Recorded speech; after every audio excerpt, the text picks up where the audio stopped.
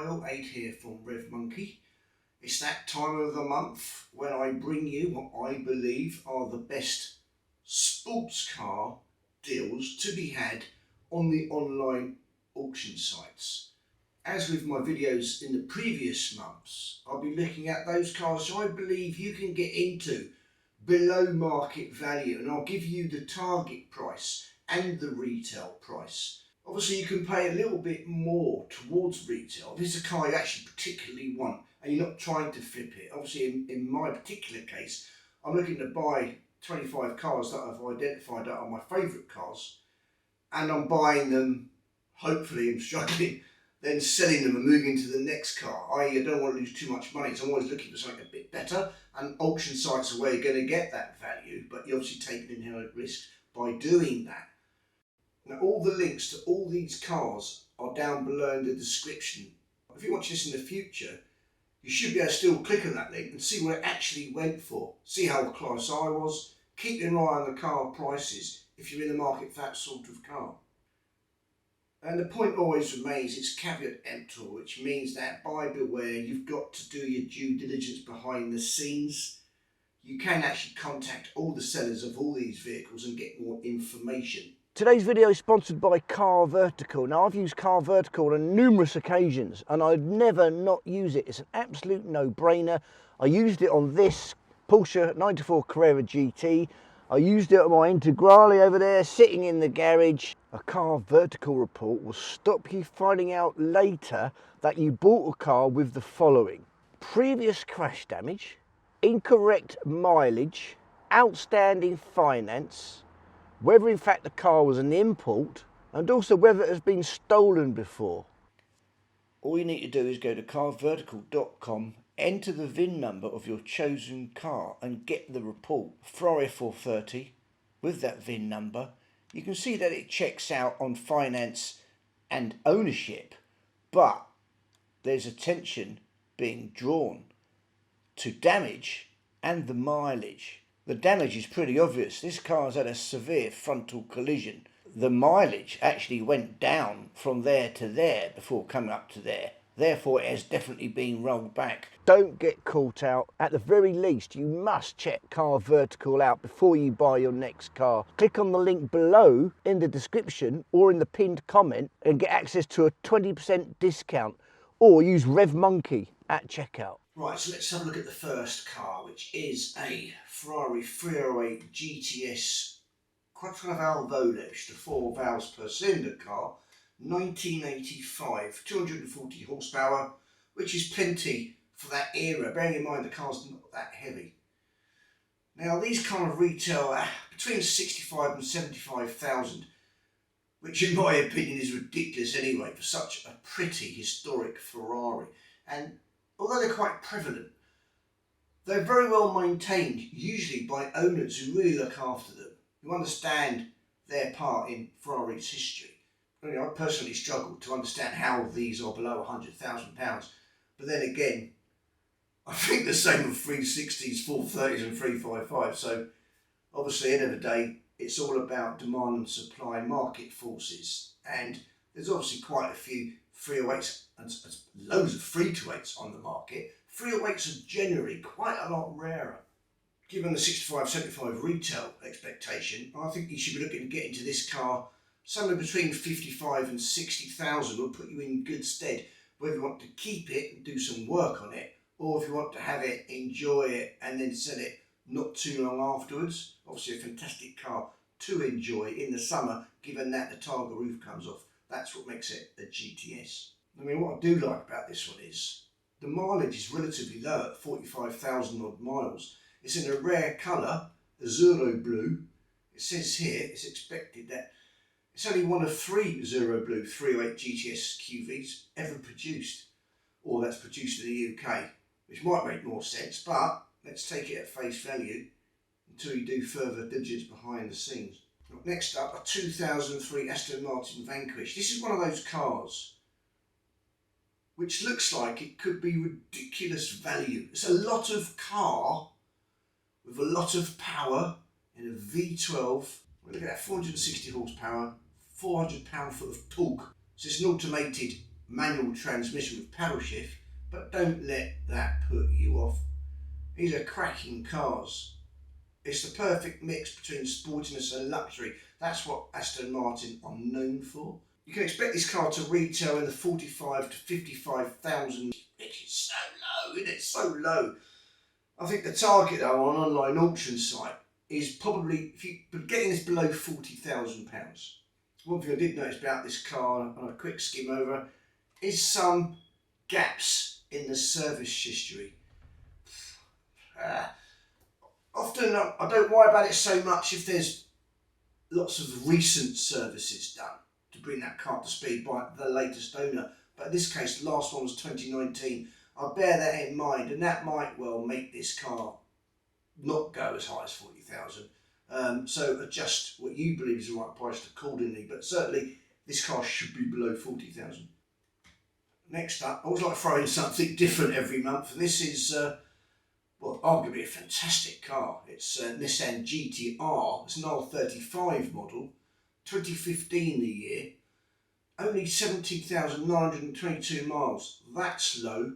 It's a Liberty Walk car, which means it's got the riveted, bolted on arches at the front and rear. It gives it real menace, real street presence. If you're going to get a GT-R, then might as well get one that looks like that.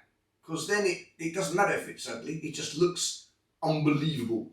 So, and you see many of these sort of cars. Japanese sports car fans love this sort of thing. The more modifications the car get, the more they start to dribble.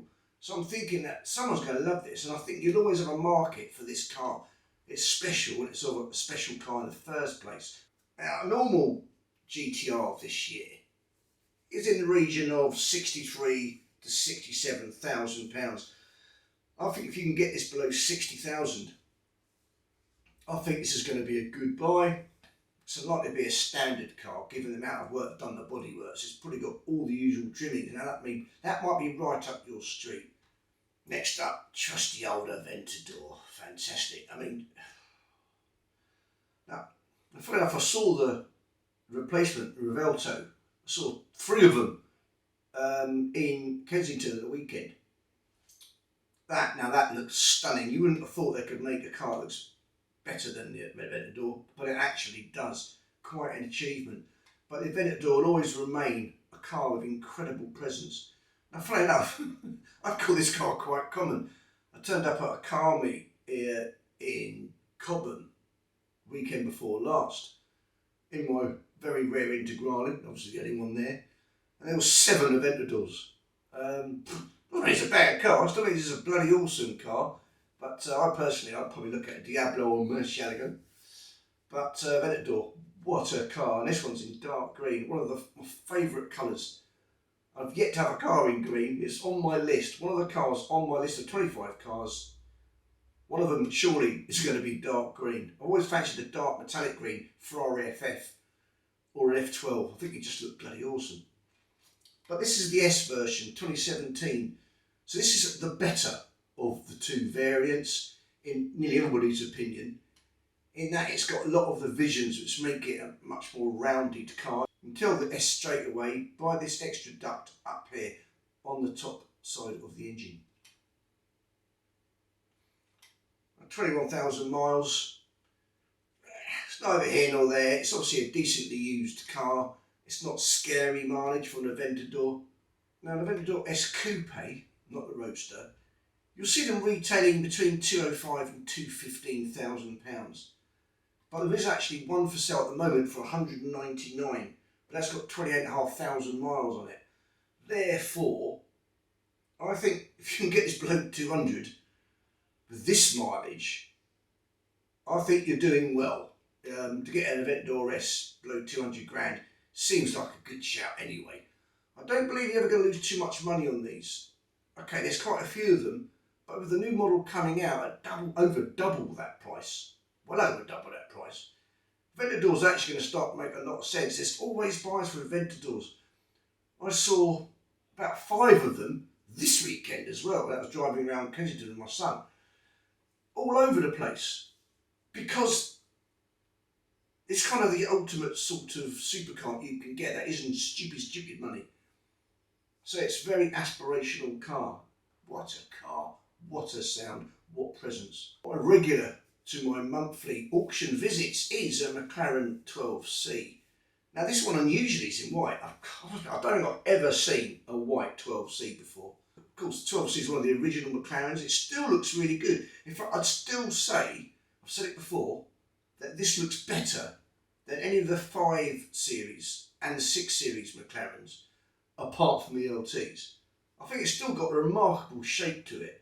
Now these cars are retailing between about 60 and 65,000, which is a bit like the Vanquish from earlier. That's a lot of car for that low money, isn't it? I mean, it's all relative when I say low, but good grief, what a car. It's still fabulously fast. It's still got doors that go up. It's still a McLaren. It's pretty nice inside. Obviously you hear some major nightmare stories about the running costs of this car, but you can stick a McLaren warranty on it. But given that it's retail between 60 and 65, and this colour, although with that 35,000 mileage, I think you're looking at 55 grand to acquire this car, 55 grand or less. I think that gives you a bit of leeway to do some work on it. You could pop a warranty on it, which is typically around about £3,800 to £4,000. If they actually do warranties for this age of car, I'm not 100% sure on that, but of course there's always aftermarket ones. But as I said, it's a huge amount of car for the money. It's the kind of car I'd like to buy, but enjoy it for the short term and then get out of it, hopefully before it blows up. No. Well, here's another car that I don't particularly like. Similar to the Skyline GT-R, I don't think it's that good looking, but it's got, similar to that car, proper road presence. So this is a 2017 model with 20,000 miles. That's pretty low. You see a lot of these cars doing some proper touring GT miles. So 20,000 miles is pretty damn good, to be fair. These cars are retailing for about 85 to 90,000 pounds. Certainly below 100. There are ones above 100, but that depends on spec and mileage. I think if you get this car below 80,000 pounds, you're looking at a good deal. They will depreciate a little bit more over the years, but at some point, and it's not going to be too far away from this, they're going to be too much of a bargain where they're going to be picked up. Unlike the McLaren 12C we just looked at, this is German built, it's proven and reliable, and maintenance is going to be a lot less, even though it is a supercar. Right, next up, another car that often makes it to my monthly lists, because these are cracking cars. They're really not going to go down in price anymore. You're going to have a lot of fun, they draw a crowd. I've said before again, I don't know why I keep showing these cars I don't particularly like myself. I mean, I'd like one, but of course I was an Integrale, and still am an Integrale man. So the Mitsubishi Evos and the Imprezas were just not in my reckoning. I was not interested in them whatsoever, except the fact I knew they were remarkable cars punching above their weight. So this is the 2000 Subaru Impreza P1, 111,000 miles, that's 4,000 odd miles a year. That's not ridiculous, is it? But it sounds like a lot on the face of it. You see a couple of these around about 48 grand at the moment. I'd say generally retailing 40 to 45, depending on what's been done with them. These are heavily modified cars. Standard car will actually fetch more. Some of the more heavily modified cars, when you start to wire back mechanicals, will be a little bit lower. So on that basis, if you can get this car quite a bit below 40 grand, let's say £35,000, I think you're looking at a good deal, even with that mileage. It's still a great car. Next up, yay! One of the cars on my list of 25 cars that I wish to own at some point. Again, check out the link below in the description. It's a Porsche 911 997 version, Targa 4S. Now this is the one with the glass roof that slides down, glass panoramic roof. I think, personally, this is one of the prettiest 911s ever made. It's not got scoops and plastics and rare spoilers sticking out of it. It's just very svelte, very smooth. I think it's a fantastic looking car. I just love the way the car flows. Now the real joy in this particular car is that it's only done just over 11,000 miles. That is ridiculously, incredibly, seriously low for any 911 from the mid-2000s. Quite unbelievably low mileage. Now normally, well, you can often get a 997 Gen 1 Targa 4S for just below 30,000, given that super low mileage. I'd say this would retail somewhere between 35 and 45,000 pounds. I've narrowed it down kind of 37 to 40,000 pounds. But it could be that it's worth a lot higher than that due to that low mileage. If you use this car only sporadically, it's going to keep up a really good value. The problem with it is at that price range, you're getting into the Gen 2s, which are known to be better cars because you haven't got to worry about some of the mechanical issues, such as bore scoring. So you need to find out about that before you make a bid on this particular car. I think if you can get this car below £35,000, you're laughing. I think for the right person who's looking at a Gen 1 and looking for a super low mileage car they can call their own, then you can go as high as 40.